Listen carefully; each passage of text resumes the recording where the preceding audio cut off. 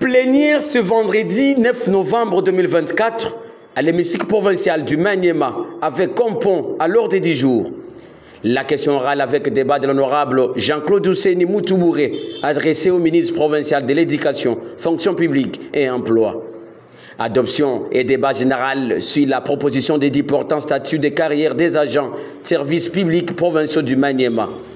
Prévu à 11 h juste heure locale, la plénière a commencé à 11 h par un appel nominal des élus présents. 15 sur 22 députés ont été présents. Le quorum est à temps. La plénière a siégé valablement sous les remarques apportées par les élus après la lecture du PV de la précédente plénière. Le ministre provincial de l'Éducation étant indisponible pour répondre à la question orale avec débat, le point portant sur l'évaluation et débat général de la proposition de dit a été alors aligné. Après lecture de l'économie de la dite proposition, les élus provinciaux ont ouvert les débats. L'œil du peuple, le député provincial Labelli Choma Florent a ouvert la balle en apportant ses encouragements à son collègue initiateur. Puis ces derniers intervenus sans panneau au visage avec 2 questions majeures sur les fonds de l'édit et terminé par quelques remarques et propositions à intégrer en vue de produire un édit d'utilité publique. Non seulement à sécuriser le personnel de carrière des services publics provinciaux, mais aussi à limiter cette cacophonie anarchique et en faire de l'administration publique un dépotoir des interfaces et recommandations politiques par nous-mêmes politiques. J'aimerais féliciter le collègue, l'honorable Théophile, pour son courage et son désir qui ne semble pas impossible, mais difficile au regard du contexte de nomination des responsables de plusieurs services, des services administratifs tant nationaux que provinciaux.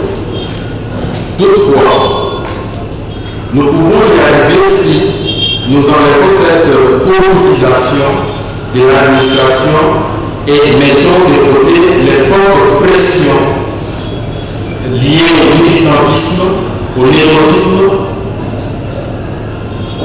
au tribalisme, au favoritisme, au clanisme dont la plupart de nous-mêmes ont adopté notre mode de gouvernance afin de répondre aux promesses de nos électeurs. Après une série d'interventions des élus, l'initiateur de la proposition de dit demande 48 heures de report afin de venir répondre aux préoccupations de ses peurs. Devant les chevaliers de la plume, le leader de Kassongo, l'honorable Jean-Claude Ousseini Moutoubouré, explique le pourquoi de sa question orale avec débat adressée au ministre provincial de l'Éducation, Fonction publique et Emploi, tout en appelant les enseignants à l'apaisement jusqu'à attendre une semaine, soit 7 jours demandés par les ministres pour aller justifier les retards de paiement de salaire des enseignants devant les élus provinciaux. C'est depuis hier soir que j'ai été saisi de la demande du ministre provincial de l'Éducation qui a demandé le report d'une semaine qu'il vienne répondre devant la représentation provinciale à la question lui posée en rapport avec la gestion de la paie des enseignants au sud du Maniema par la Caritas Développement de Kassongo. Bon, c'est son droit de demander les reports de la réponse. Je crois qu'une semaine, ce n'est pas la fin du monde. Et nous maintenons notre question, nous maintenons notre pression pour que nos frères et sœurs enseignants puissent être rétablis dans leur droit.